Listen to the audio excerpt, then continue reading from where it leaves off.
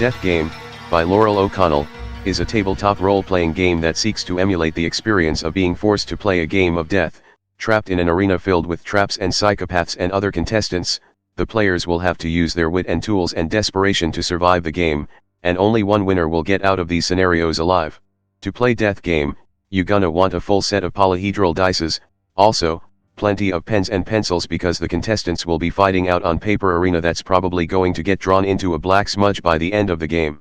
As expected, since Death Game is a ttrpg where players killing each other is a certainty and not just a possibility, using a safety toolkit is warranted to keep things fun between the players.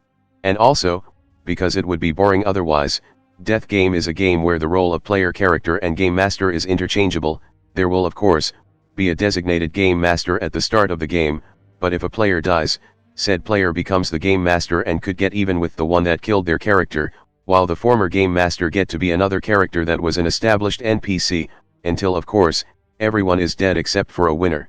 Creating a character in Death Game is fast, it has to, they die fast, be prepared to lose them in even the most simple situation possible, but do try to make every last moment counts. For a character, you have name, skill, background skill, starting items, and peril score.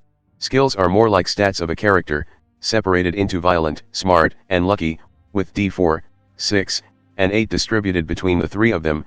Background skill is instead about your character's unique background, this gets a d10, but it has to be very specific, like your job or occupation. Your character also starts with one minor item, like a torch, pepper spray, and this gun I just found off the floor, adds a d4 to a skill check if you are using it, same if you get help from another player or NPC. Finally, peril score, essentially how fucked you are.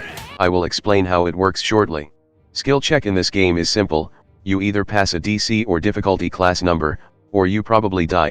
A check will also be decided by both the player and the GM on whether it's perilous or controlled. A perilous check is when an action is done under distress, has unknown danger, or can cause harm. Controlled check is, well, when the situation is predictable and controllable. Failing a controlled check means you can either abandon the attempt or try again, but as a perilous check, failing a perilous check means something goes horribly wrong, like getting hurt or losing items or making enemies. This also adds 1 point to your peril score, and you have to roll a d12 death save, which means, the very first time you fail a perilous check, which might be the very first check in the game, you already have an 8.3% chance of immediately dropping dead. Naturally, 90% of checks you will roll is perilous. In the event of a post-skill check between players, these checks are already perilous, and the higher obviously win. If the loser rolls 3 or lower than the winner, they roll d8 on death save instead. If both players are tied, both roll a death save. This has a 0.7% chance of killing both players immediately if this is also their first perilous check in the game. Very low chance of it happening, but it would be incredibly funny. But to summarize what I just said, player versus player is lethal, even more so than any other challenge you might face. The loser will just lose even harder, so every advantage must be used. You might be able to avoid facing other players at first, but eventually, the arena will get emptier, and you might not be able to avoid troubles any longer. Now you know how character creation and game mechanic work, but how do you actually play? To the players, the game is separated into day and night cycle, 3 part days, 1 part night. They can perform one activity per part, whether that's gathering supplies, move to a new zone, fortify a spot, or find someone to deal with. There's more activities you can do in day instead of night because, you can actually see shit. At night, you can move under the cover of the night, or get personal with other contestants, either reducing your peril score, or making a promise that can be used to boost a check. Meaning, even though the whole goal of the game is that there will be one winner alive, connecting with people that might kill you or you will kill is not an useless act, it's necessary even. One can even inherit promise from a dead character, making their resolve stronger. Even NPC can do this, making their DC higher. It's not just you that's hoping to get out of here after all. If you want the game to be even harder, ration mechanic can be added in, reducing ration per day, and now contestants have to actively search for food or people to kill for their food to not starve to death. Exciting. For the game master, there's a lot of ways to fuck with the contestants, as not all of the arena are revealed at first. One can slowly reveal danger, maybe when someone dies to one. It's a collaborative effort, since Game Master will get switched around as often as the players start dying. But of course, it's still a good idea to establish some kind of settings first, of which the book provided a couple examples of. or you can just rip off whatever popular death game media there is out there.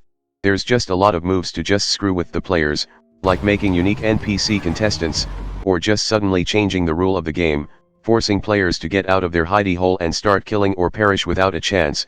There's never a moment of inaction with what the GM can do. And finally, when the number of contestants are reduced to the number of player, it's time for a showdown. This is it. This is the final fight all players have to go through.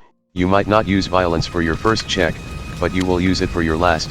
Any perilous check is instant death. Promises only barely save you. Nobody will leave the showdown until there's a winner. And that's basically it on Death Game, a tabletop RPG. That's exactly what it said.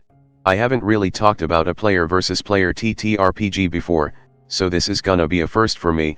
I have always been fascinated by the death game genre, watching how ordinary people dealing with these high-stress environment, the underlying problems of society that even makes this deadly contest possible, and how despite everything, a little of the contestants' humanity still shines through. Well, that is until the media has been overly commercialized. Capitalism! Anyway, you can get it now on itch.io, you could even get physical copy on 12 Pins Press website. That's all for now, and I will see you all next time.